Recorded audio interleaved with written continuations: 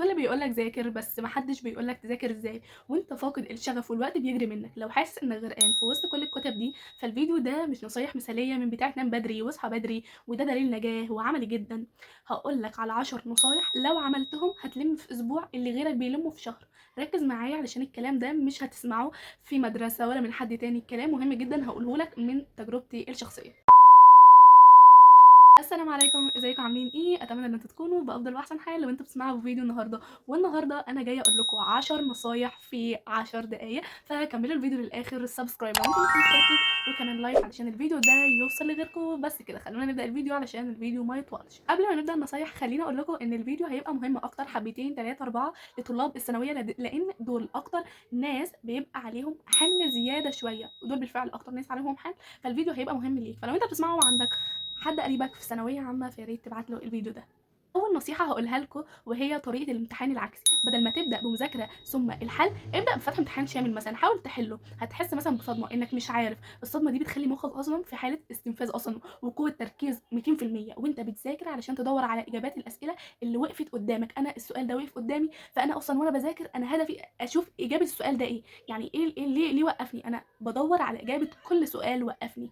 فلازم اللي انا اشوف ايه الاسئله اللي وقفتني، ايه الاسئله الصعبه اللي انا ما عرفتش احلها، واشوف اجابتها انا ليه وقفت قدامها، اجابتها صعبه بالقدر ده، واعرف انا غلطت في ايه، اعرف الاجابات اللي وقفتني وانا وقفت قدامها. رقم 2 وهي الدودلينج، وهي استراتيجيه التلخيص بالرموز. حاول الكلام الداش لرسومات بسيطه او رموز الخرائط الذهنيه، لان دي حاجه سهله جدا، حاجه حرفيا انا كنت بعملها بتساعد. يعني اي مثلا فيديو انت تفتحه بيبقى هادف فعلا، بيقولك ان انت تعمل خريطه ذهنيه لاي حاجه صعبه مثلا انت بتذاكرها.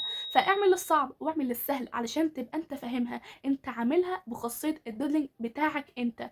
فدي حاجه هتفيدكم جدا. المخ بيفتكر رسمه شجره شرحت عليها درس احياء اكتر من 100 مره ما بيفتكر صفحه مكتوبه بخط صغير. فانت لما تلخصها بنفسك الموضوع ده هيفرق معاكم جدا.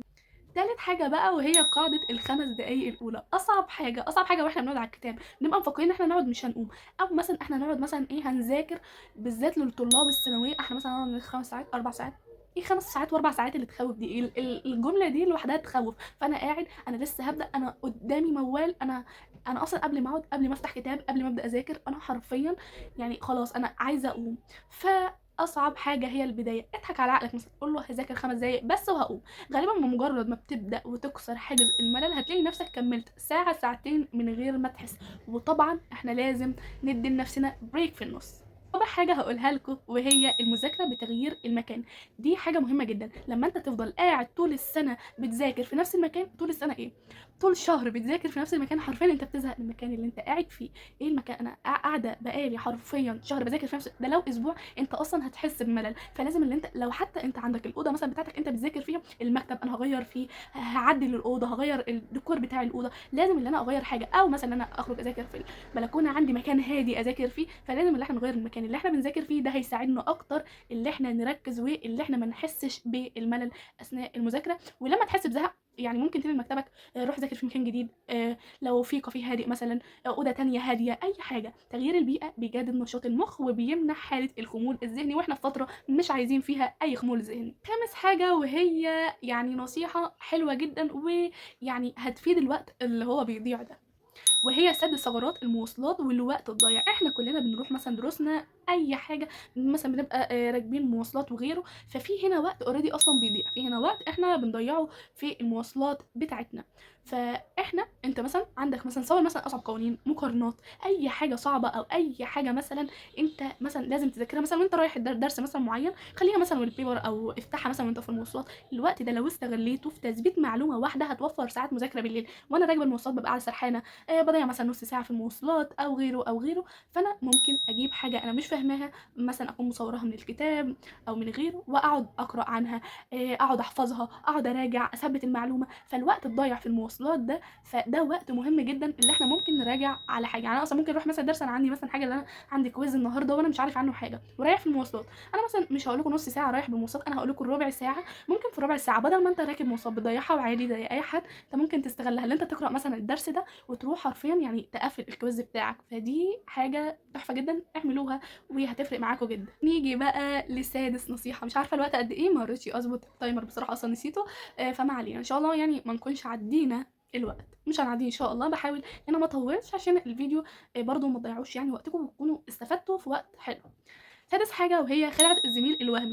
مثلا انت بتبقى قاعد في الاوضه، يعني انا مثلا معظمنا، مش هقول انا، بنحب اكننا مثلا قاعد الصحاب اللي احنا نذاكر، بس لو قعدنا ما بيتمش، لو قعدنا بنضيع وقت كبير، لو قعدنا حرفيا الوقت اللي احنا نذاكر فيه احنا بنقلبه لعب. فاشرح الدرس، الكرسي فاضي بصوت عالي، عارف الكرسي هاته قدامك واكن ده صاحبك، اكن ده البيست فريند اللي انا بحبه وهفهمه الدرس، وهقعد بقى اشرح بقى واتكلم بصوت عالي كانك مستر كده بيشرح للطلبه.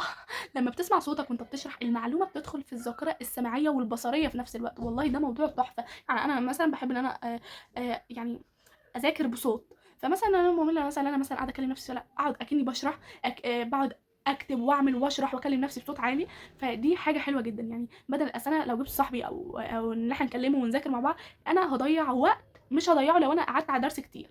فلا، انت اكنك كده ايه، بتذاكر كده لوحدك، اشرح لاي حاجه، كتاب قدامك، كورس قدامك، واكنه صاحبك، بيشرح وتعامل وعلي صوتك، والكلام ده كله هيفرق معاكوا جدا. النصيحه رقم 7 بقى، وهي نصيحه الديب وورك.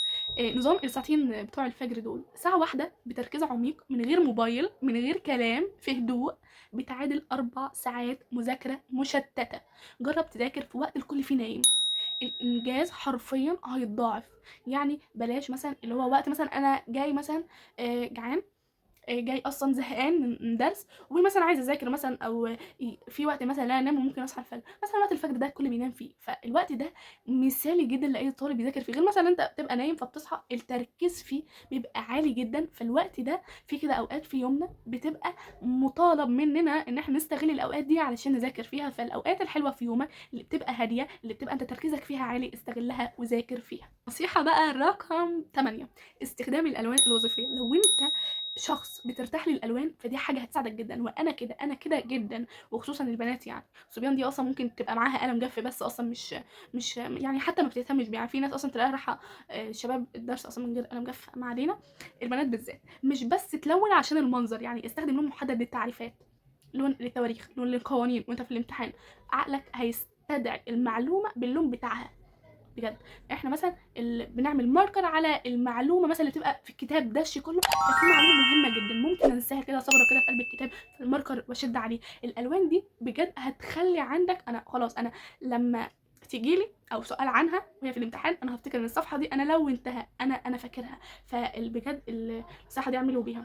رقم 9 بقى، عايزه اقول لكم حلوا كتير، حلوا كتير جدا. يعني خصوصا طلاب ثانويه عامه دايما يقول لك الفكره كلها معتمده على انك تحل كتير، على انك تشوف اسئله جديده، تشوف ده ممكن يجي ازاي، ده ممكن يجي ازاي، وانت بتذاكر مثلا. اصل كل مثلا بيحفظ مثلا قدامي انا كتاب فكل حفظه. الفكره بقى ان انت هتحل ازاي، الاسئله اشكالها بتيجي ازاي. فمن هنا بيبدا الفكره. فانتوا بجد امسكوا النقطه دي واسمعوا حل كتير. يعني مثلا عندنا مش شرط مثلا مدرسين معينين، حتى لو مثلا انتوا مثلا مقتدرين مثلا عندكم اليوتيوب مليان مدرسين وكلهم تحفه واتحف من التحفه بجد، وحاجه يعني تحفه. وهتلاقوا اسئله حرفيا ممكن ما تلاقوهاش اصلا بره. ايه النصيحه الاخيره اللي هقولها لكم؟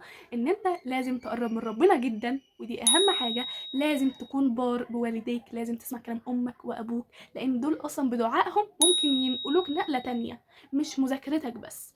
ولازم ان انت ما تبقاش متوتر، ابعد عن التوتر تماما. انا طالبه وانا في ثانويه عامه حرفيا، وانا داخله كل امتحان انا كنت جايبه لي علاج اصلا ان انا قبل كل امتحان لازم اخد حبايه للتوتر. يعني بجد موضوع التوتر بس، يعني فده حاجه ما تعودوش نفسكم عليها.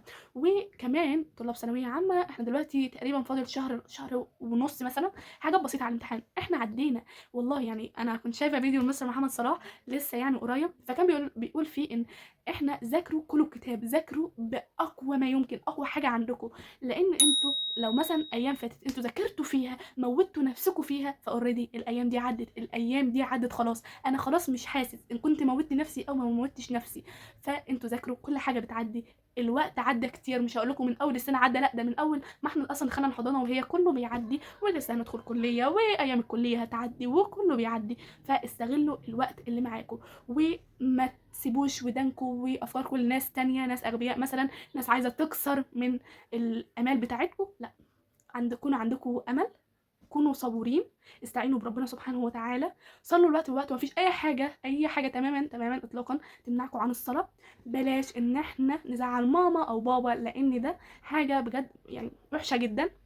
ربنا يحفظكم يا رب، واتمنى ليكم دايما التوفيق. انا عموما خلصت لا مش خلصت، بكره عندي، والله بكره بصور لكم الفيديو بالليل، بكره اخر يوم في امتحانات الميد عندي، وبعدها ابدا اورال، بعدها الفاينل، وكده اكون انا خلصت السنه الاولى.